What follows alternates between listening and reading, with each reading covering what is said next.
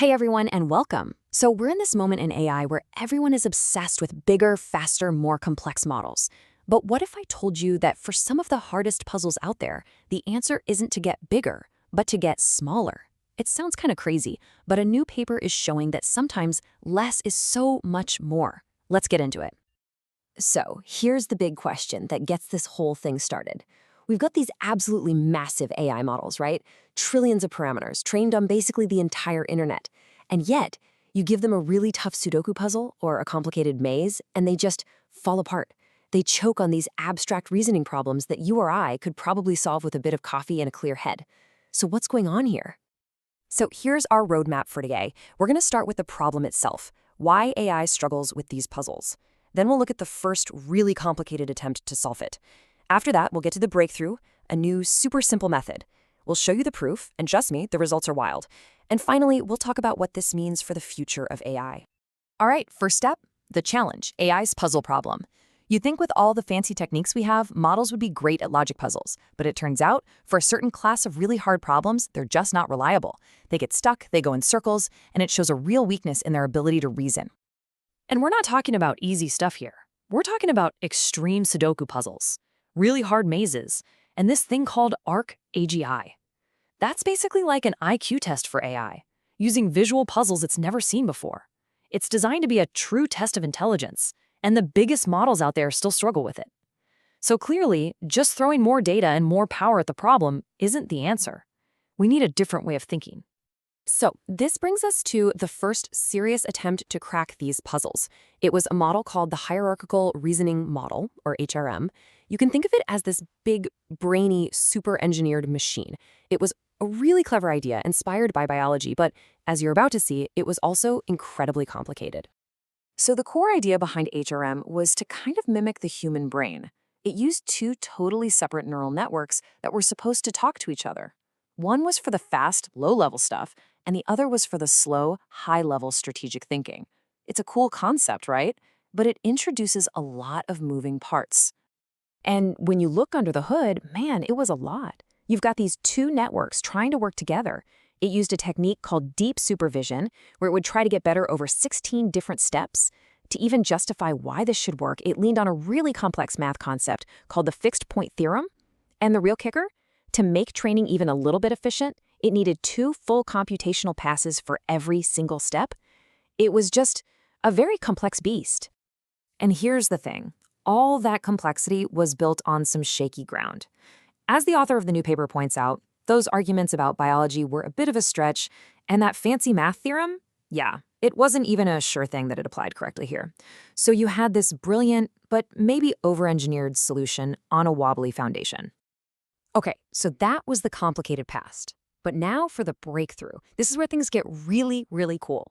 Enter our hero, the Tiny Recursive Model, or TRM, and its whole philosophy is about doing the exact opposite of everything we just saw. And this image just says it all, doesn't it? Instead of 2 complicated networks and all these justifications, you've got this one, clean, simple loop. The big idea is recursion. You take the model's own output and just feed it right back in, again and again, letting it refine its own answer.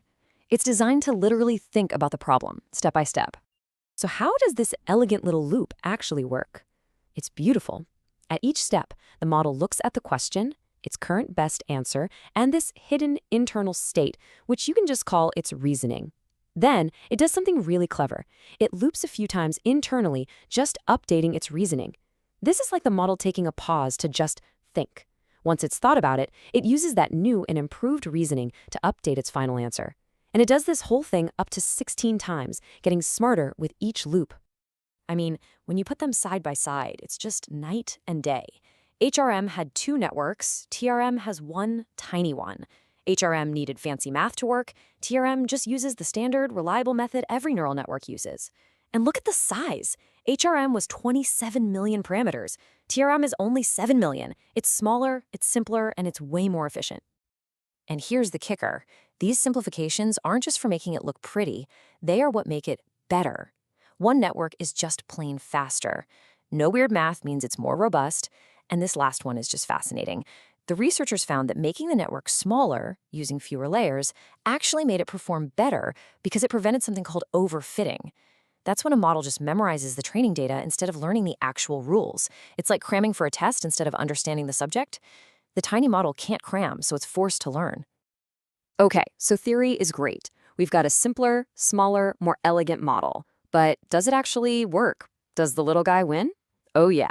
Let's look at the numbers, because this is where the story gets really good. The results are just staggering. I mean, look at this. On every single one of these hard puzzles, the tiny 7 million parameter model crushes the 27 million parameter model. That Sudoku score, it jumps from 55% accuracy to over 87%. That's not just a small improvement. That's a whole different level of performance.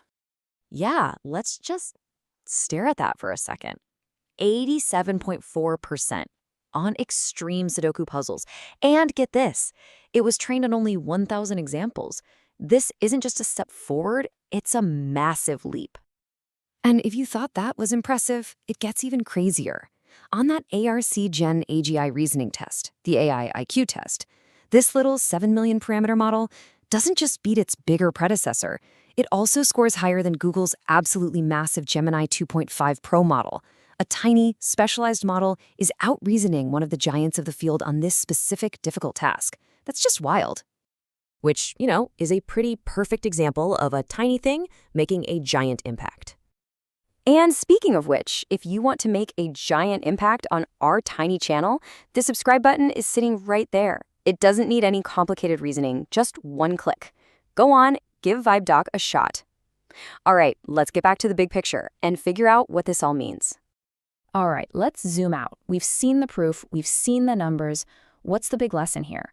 What should we take away from this for the future of AI research? The conclusion really boils down to a few huge points. First, and most obviously, simplicity wins. A smarter, more focused design beat a brute force complex one. Second, this idea of recursion is incredibly powerful. Making a model rethink its own answer seems to be a key to unlocking deeper reasoning. That ties right into the third point. It helps avoid overfitting. Because the model is so small, it can't just memorize the answers. It's forced to learn the actual method for solving the puzzle, which is what real reasoning is all about. And finally, the researchers are looking at the next steps. Can this same technique be used for creative tasks where there isn't just one right answer? And that kind of leaves us with this one big final question to think about. This whole discovery was about realizing that for these really hard problems, a smaller, simpler, more elegant approach was the key. So it makes you wonder, if less is more worked here, what else in the world of AI are we making way, way too complicated? Thanks for tuning in.